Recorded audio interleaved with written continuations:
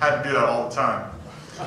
It's an honor for me to be able to be here, especially to come after a doctor, a coach, and a legend, and now you get to listen to the youth pastor.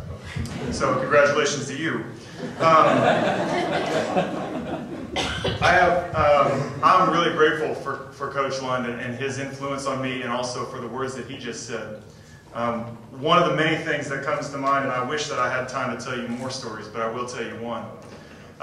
One of the things that comes to mind when I think of Coach is he was a very challenging man to play for. As one of our psychology professors here, he liked to do his homework on us in the realm of psychology as his players.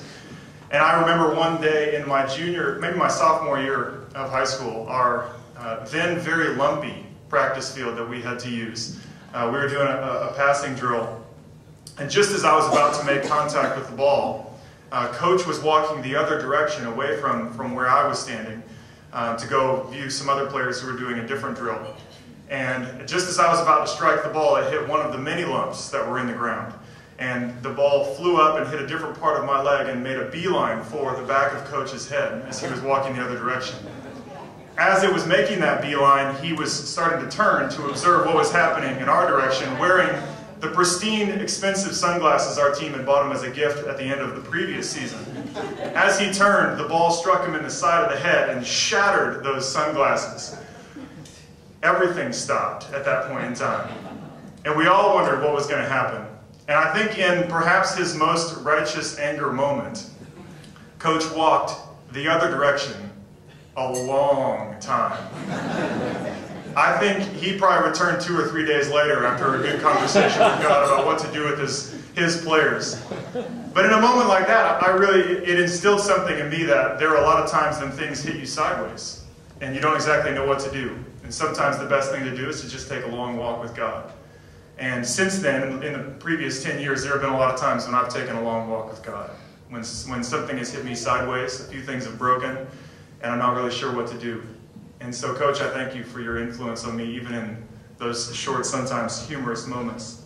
I remember coming to Taylor after having a pretty successful high school career as a soccer player in high school, and having gotten a chance to travel a lot, as I know many of you did who were athletes when you were younger. And I came to Taylor thinking, I think I might be better than just about everybody here, which was not true. I just thought I was. And it wasn't very long into my first camp, before those 2 and 3 day practices that somebody was talking about earlier, that I quickly discovered that I was not better than anybody else there.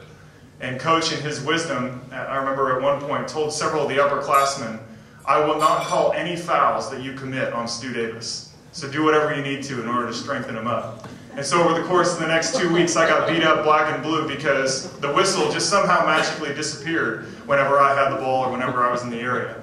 But it made me a stronger player, it made me a stronger person, it made me the kind of player that I wanted to become.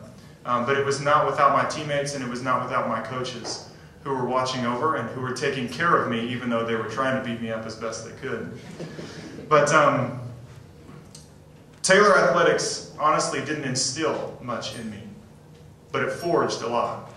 There were a lot of things that I knew as a player, that I knew as a person when I came to Taylor University, as an athlete, as a person, as a Christian.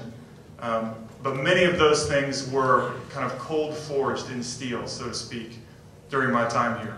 Some of those things were were teamwork, commitment, and there were community amongst our teammates, as Brittany talked about a few minutes ago. But the thing that I think I left Taylor with, knowing that this was going to be forever placed on my life, was that for me, the soccer field was a place of worship. And never has that ever been more true than it was when I was here at Taylor. It was true before I got here, and I knew that. But for me, the soccer field was just as much a place of worship as a seat at church or by my bedside. And I treated it as that. And I hope that the players who got a chance to play with me, those players who watched me from maybe another sideline, and those players who have come after me have remembered that there is no greater place of worship than perhaps that place that you've been given the most gifts, to be able to display Christ's glory for what you do, not just on Sunday morning, but on Tuesday afternoon and on the weekends in those games, when you're in the weight room lifting and when you're doing the things that you need to do in order to exercise stewardship of what God's given you. And so I'm thankful for the fact that I'm here amongst the players. I mean, I was a contemporary athlete with both Brittany and Dan, and remember the standout athletes that they were when I was here. And I remember watching them thinking, man, they're good. They're really good. And I would love to be a standout athlete like they are. And so to be here and to be able to hear some of the other stories that have been told about some of the other athletes has been a great privilege for me. So thanks to Coach, thanks to my teammates, unfortunately none of whom could be here today, and thank you so much to my parents who believed and supported me and built a foundation in me that allowed me to be able to build on it when I was here at Taylor. So thanks so much for the honor of being here.